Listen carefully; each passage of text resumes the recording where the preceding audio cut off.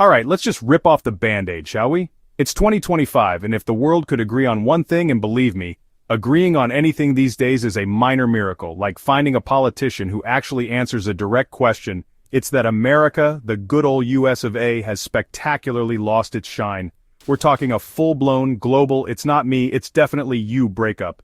Even in Europe, places that used to be Washington's ride-or-die buddies now see the US less as a reliable partner, and more as that problematic uncle you try to avoid at Thanksgiving. And get this, for the first time, China, yes, China, is viewed more favorably than the United States. That's not just a shift, that's a geopolitical cartwheel into a dumpster fire. This isn't some abstract political chess game played by people in fancy suits. Oh no. This seismic shift is hitting American travelers right in the souvenir-buying do-you-speak-English louder face.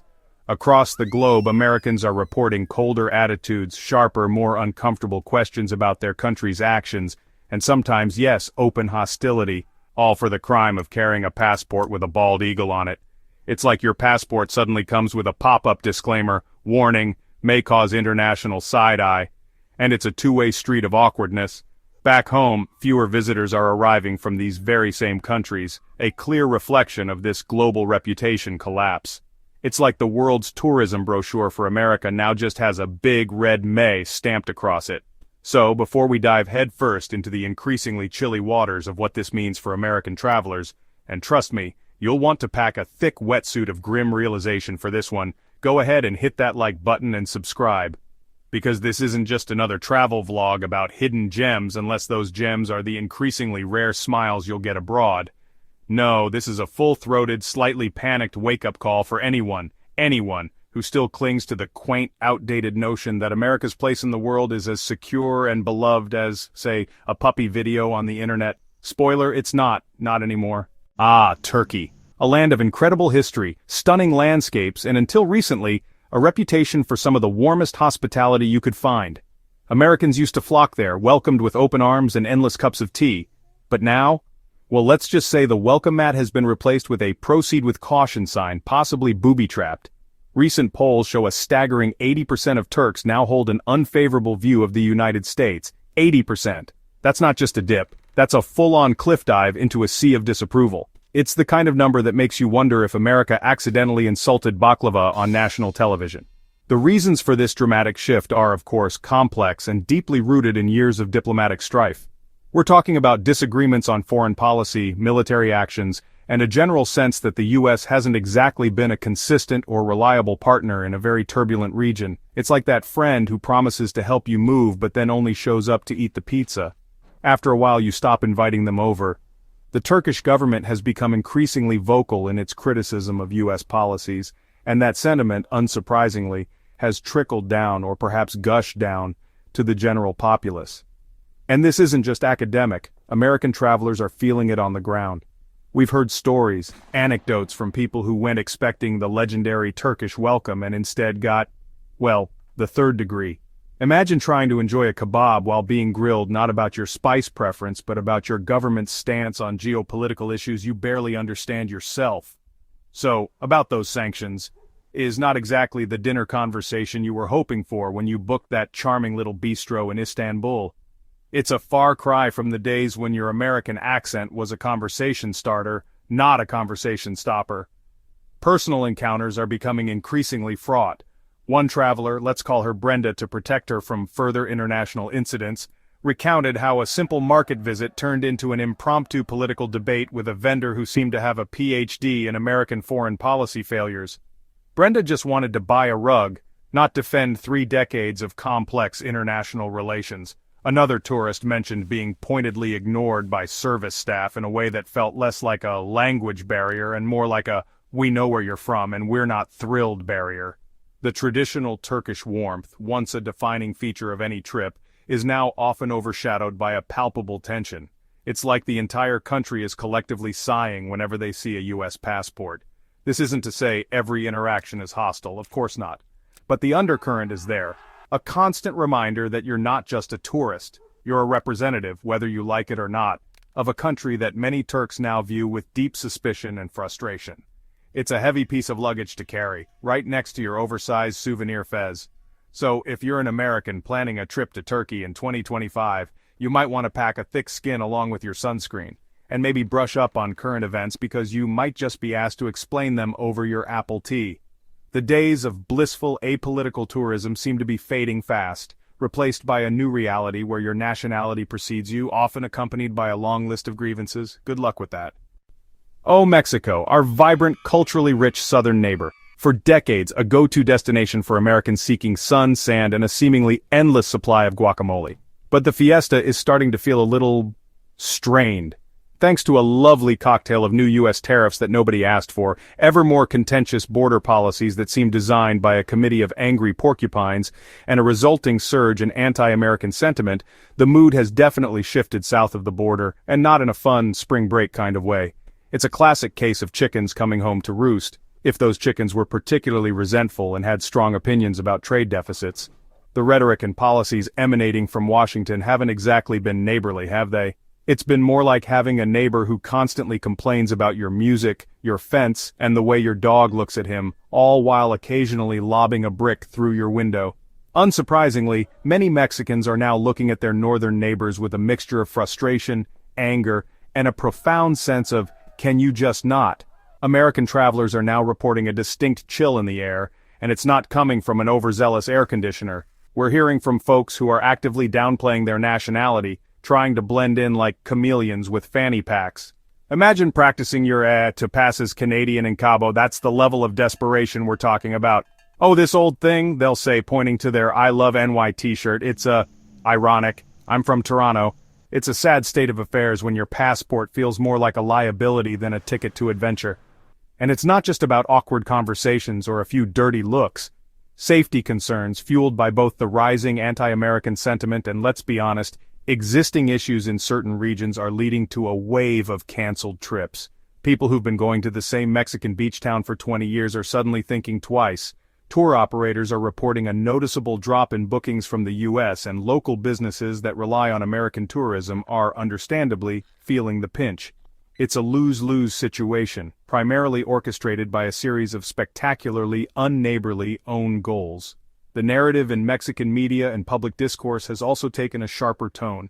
Where there was once a more complex, if sometimes critical view of the U.S., there's now a more openly resentful one. Cartoons, op-eds, and social media are filled with critiques of American arrogance and hypocrisy. And can you blame them? When a significant portion of your relationship with a global superpower involves being talked down to or used as a political punching bag, your patience tends to wear thinner than a cheap tortilla. So, while Mexico remains a stunningly beautiful country with incredible people, American visitors in 2025 need to be acutely aware of the shifting sands. The old assumptions of a guaranteed warm welcome are being eroded by political currents. It's a reminder that international relations aren't just for diplomats. They have real-world consequences for ordinary people just trying to enjoy some admittedly excellent tacos. Maybe it's time for the U.S. to consider a new foreign policy, the Be Less of a Jerk initiative. Just a thought. Ah, the United Kingdom. Our cousins from across the pond. Home of Shakespeare, the Queen, and a special relationship with the United States that's been touted for decades. Well, it seems that special relationship is now on life support, and the prognosis is, shall we say, rather bleak. The much-vaunted bond is looking less like a partnership of equals and more like that one-sided friendship where one person does all the emotional labor and the other just occasionally texts back, K. United States favorability has taken a significant nosedive, and honestly it's not hard to see why. The British public, never shy about expressing their opinions, have become increasingly critical of American foreign policy, domestic dramas, and what many perceive as a decline in shared values. It's like they watched the last few years of American news unfold and collectively decided, right, perhaps we're not special after all. This isn't just a fringe sentiment, it's reflected in polls, in media commentary, and in the general atmosphere an American visitor might encounter. The stiff upper lip is still there, but it might be trembling with a bit more disapproval than usual. Frequent protests outside the United States Embassy in London have become a regular feature, almost a tourist attraction in their own right, if you're into that sort of thing. These aren't small gatherings, they're often sizable demonstrations reflecting widespread discontent. It's a far cry from the days when America was seen as the unambiguous leader of the free world. Now it's often seen as, well, a bit of a global problem child prone to tantrums and questionable decisions. As a result, American travelers are increasingly finding themselves navigating a social minefield.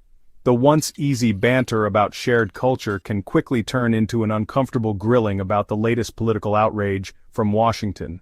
Many Americans report consciously avoiding any talk of politics, which, in a country as politically engaged as the United Kingdom, can be quite a feat. It's like trying to avoid talking about the weather during a hurricane. You end up discussing a lot of very neutral, very boring topics. Lovely shade of gray, that sky, isn't it? To avoid these confrontations or just the general awkwardness, some American travelers are even downplaying their nationality. Suddenly, that USA baseball cap doesn't seem like such a great accessory. Instead, it's about trying to blend in, to not draw attention to one's origins, which is, honestly, a rather sad commentary on how far perceptions have fallen. Imagine trying to be inconspicuous in a Union Jack-draped pub while secretly yearning for a Bud Light. The cultural dissonance is palpable. The special relationship might still be invoked by politicians in carefully worded statements, but on the ground, for the average American visitor, it feels decidedly less special and a lot more complicated. It's a reminder that even our closest historical allies are not immune to the impact of America's changing reputation. So, if you're planning a trip to the United Kingdom, maybe leave the overtly patriotic gear at home and brush up on your cricket terminology. It might not win you any friends, but at least it's a safe topic. For now.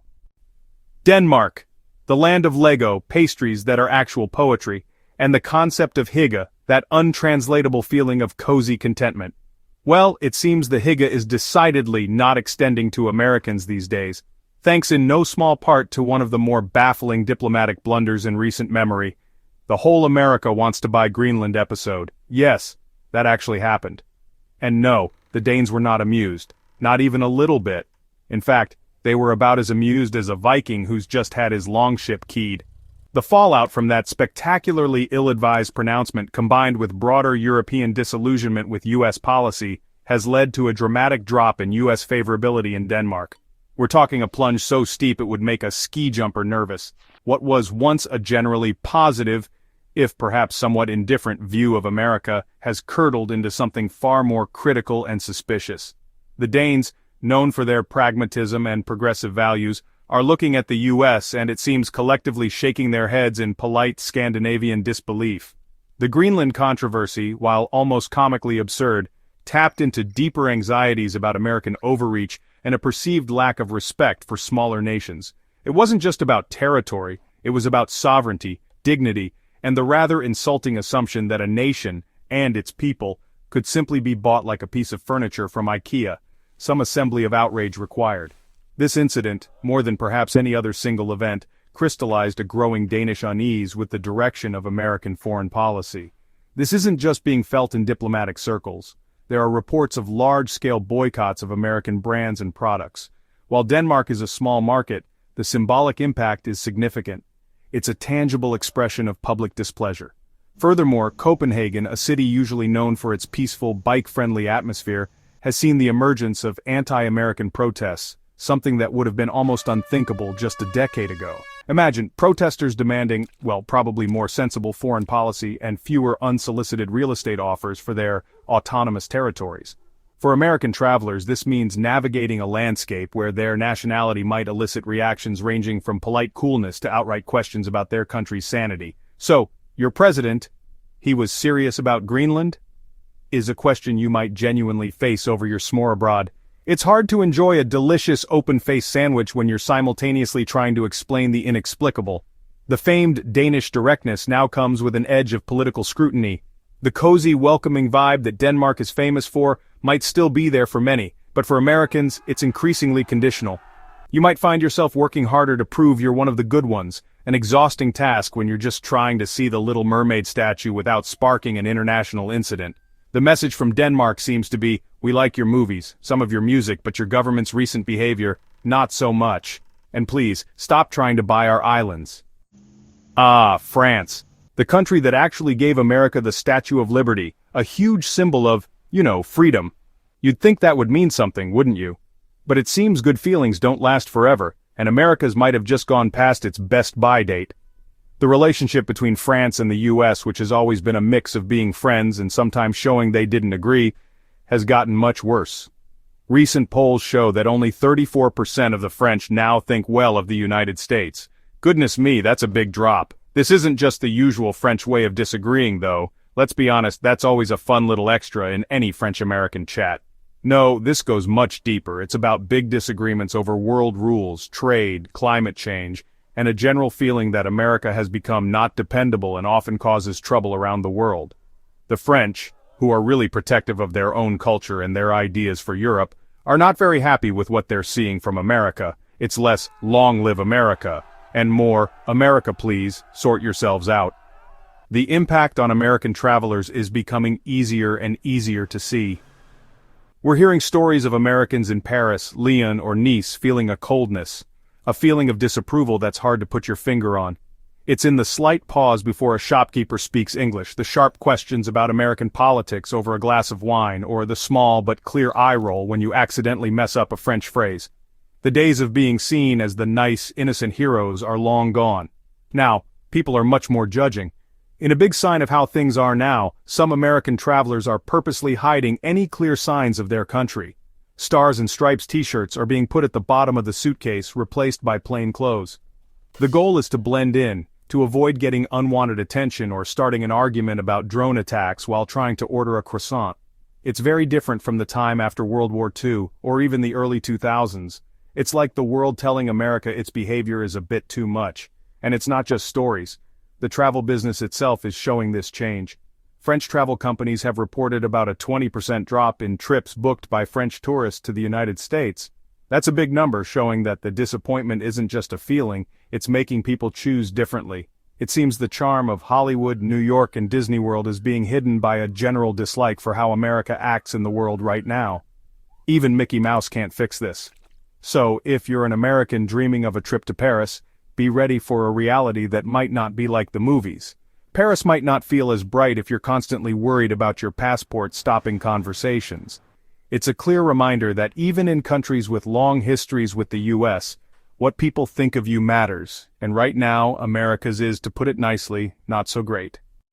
Canada. Oh, Canada. Our neighbor to the north, the country so famously polite they probably apologize to their furniture when they bump into it. For decades, the US-Canada relationship has been held up as a model of peaceful coexistence and close partnership, the world's longest undefended border, they'd say.